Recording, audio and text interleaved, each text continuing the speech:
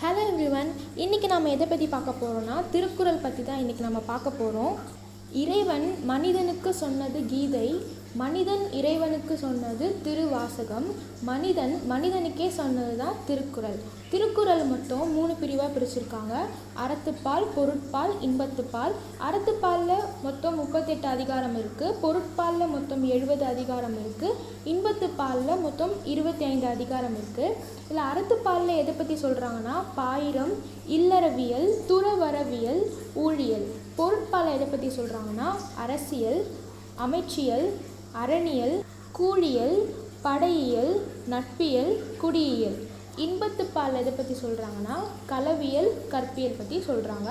திருக்குறளின் சிறப்புகள் என்னென்னா, முப்பால் தான் திருக்குறளுக்குன்னு வைத்த முதல் பெயர். திருக்குறள் அச்சிடப்பட்ட ஆண்டு 1812.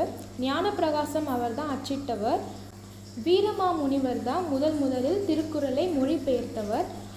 திருக்குறளில் மொத்தம் 12,000 சொற்கள் இடம்பெற்றுள்ளது. திருக்குறளில் இடம்பெறாத சொற்கள் தமிழ், கடவுள். இடம்பெற்றுள்ள மலர்கள் அனிச்சம், குவளை. இடம்பெற்றுள்ள பழம் நெருஞ்சிப்பழம்.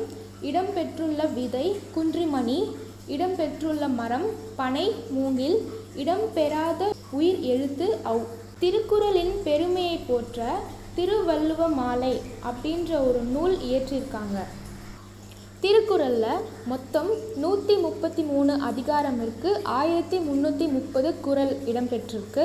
இந்த மாதிரி இன்னும் நிறைய விஷயங்களை தெரிஞ்சுக்க நம்ம சேனலை சப்ஸ்கிரைப் பண்ண மறந்துடாதீங்க. உங்கள் ஃப்ரெண்ட்ஸ் சர்க்கிள்லையும் ஷேர் பண்ணுங்கள், லைக் பண்ணுங்கள். தேங்க்யூ. நம்ம நெக்ஸ்ட் வீடியோவில் பார்ப்போம்.